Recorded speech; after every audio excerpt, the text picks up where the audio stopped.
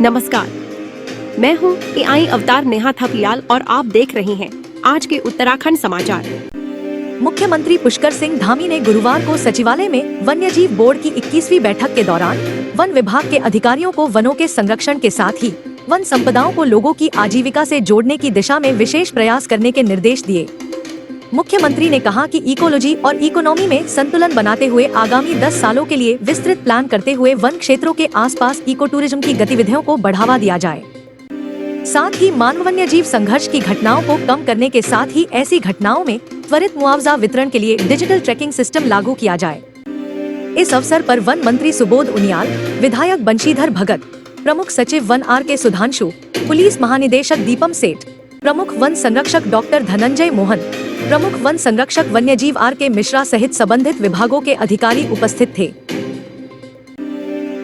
Haridwar police की anti human trafficking unit हतू और थाना गंगनहर की संयुक्त टीम ने रामनगर चौक स्थित स्पा सेंटर 2020 पर दबिश देकर देह व्यापार के गोरख धंधे का भंडाफोड़ किया। संदेह के घेरे में चल रहे इस कथित स्पा सेंटर पर जब पुलिस ने छापा मारा तो भीतर से अनैतिक गतिविधियों की पुष्टि हुई।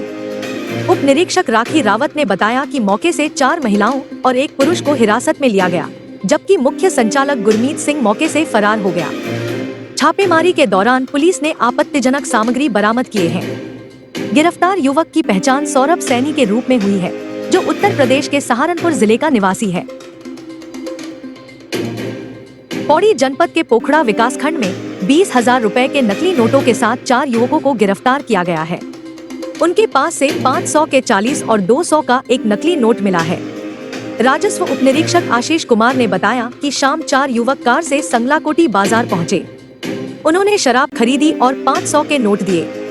इसके बाद अन्य दुकानदारों से भी सामान लेकर 500 के नोट दिए। शराब की दुकान के सेल्समैन को नोटों पर शक हुआ तो उसने अन्य व्यापारियों के पास जाकर युवकों के दिए नोटों से मिलान किया। सभी नोटों में समान नंबर दर्ज थे।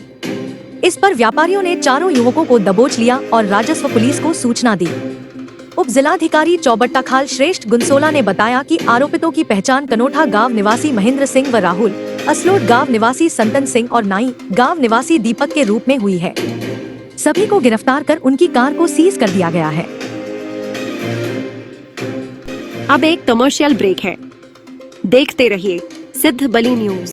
IHMS कॉलेज कोटद्वार के साथ दें अपने सपनों को उड़ान। आपके घर के पास मैनेजमेंट कोर्स MBA और BBA, computer science course MCA, BCA, BSc IT, hotel management course BHM और CHM कर बनाएं अपना उज्जवल भविष्य। शीघ्र संपर्क करें।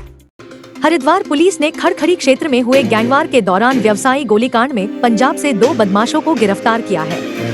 गोलीकांड में नंदू व मंजीत महल गैंग के बीच टकराव का मामला सामने आया है।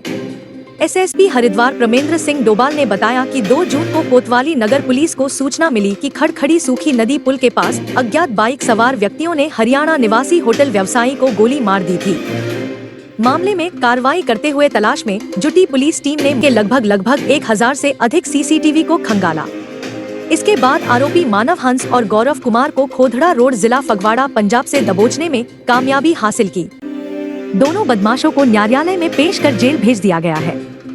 जो भी हमारी CCTV फुटेज को पुलिस ने बैक ट्रैक करते हुए करीब 1000 से ऊपर CCTV फुटेज का हम लोगों ने अवलोकन किया।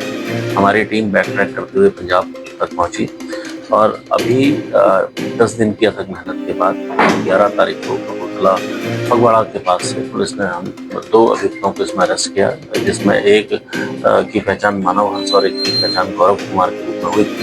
3 अभियुक्त इसमें भी फरार चल रहे हैं, जिसमें एक का नाम हिमांशु है और 2 अन्य इसके साथ साथी हैं। इसके पीछे जो इनसे पूछताछ के बाद एक जो प्रिलिमिनरी जानकारी हमें प्राप्त हुई कि जो अरुण है ये मंजित महल वाले जो अपराध की दुनिया में काम कर रहा है उससे जुड़ा हुआ है और अपने एक भाई की ये पैरवी कर रहा था, जिसका उसी को रास्ते से हटाने के लिए कपिल सांगवान उर्फ नंदू जो इस समय लंदन में है, उसके द्वारा हिमांशु को इसमें सुपारी दी गई थी, जो उसी के गुट का रहने वाला है और उस पर कार्रवाई करते हुए इनके द्वारा रेकी करके इस पर फायर किया गया था। फायर के बाद ये यहाँ पर 5 लोग ये उस समय उपस्थित थे। फायर करने के तुरंत बाद ये लोग यहाँ से फरार हुए। कोटद्वार वासियों का केंद्रीय विद्यालय का सपना साकार हुआ है। वर्षों से प्रतीक्षित केंद्रीय विद्यालय की स्वीकृति की घोषणा उत्तराखंड विधानसभा अध्यक्ष ऋतु खंडूड़ी भूषण ने की। पत्रकार वार्ता में ऋतु खंडूड़ी ने कहा कि शिक्षा के क्षेत्र में कोटद्वार की पहचान हमेशा से अग्रणी रही है और केंद्रीय विद्यालय की स्थापना से यहाँ के साथ साथ आसपास के क्षेत्रों के बच्चों को भी राष्ट्रीय स्तर की गुणवत्ता युक्त शिक्षा प्राप्त होगी।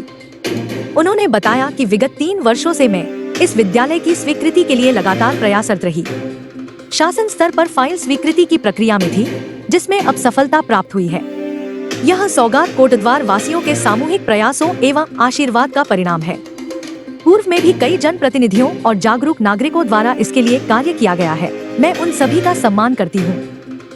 कहा कि विद्यालय में प्रारंभिक रूप से कक्षा 1 से 5 तक की प्रवेश प्रक्रिया आगामी 30 दिनों के भीतर पूर्ण कर इसी शैक्षणिक सत्र से संचालन प्रारंभ कर दिया जाएगा। उन्होंने इस उपलब्धि के लिए प्रधानमंत्री नरेंद्र मोदी, केंद्रीय शिक्षा मंत्री धर्मेंद्र प्रधान, मुख्यमंत्री पुष्कर सिंह धामी, गढ़वाल सांसद अनिल बलूनी, शिक्षा मंत्री डॉक्टर धन सिंह रावत सहित केंद्रीय विद्यालय संगठन से जुड़े सभी अधिकारियों व कर्मचारियों का आभार व्यक्त किया। कोटद्वार को, पौड़ी गढ़वाल को और पूरे गढ़वाल इलाके को बताना चाहूँगी कि केंद्र विद्यालय जिसके लिए हम लोग सभी प्रयासरत थे और बहुत समय से प्रयासरत थे, आज उसका जीओ आया है जो कि हमें कह रहा है कि हम अगले 30 दिन में यहाँ पर सेशन शुरू करेंगे। क्लास 1 से लेकर क्लास 5 तक का सेशन जो है वो शुरू होगा। पूरी तैयारी में है हमारे क्लासरूम्स बिल्कुल तैयार हैं। शौचालय, पानी पीने का, बिजली, जो भी व्यवस्था हमको केंद्र विद्यालय के टीचर्स को, बच्चों को देनी है, हम पूरी तरह से तैयार हैं। और तो इसलिए ये एक बहुत ही सुंदर, बहुत ही बढ़िया अचीवमेंट कहूँगी हम सब के लिए।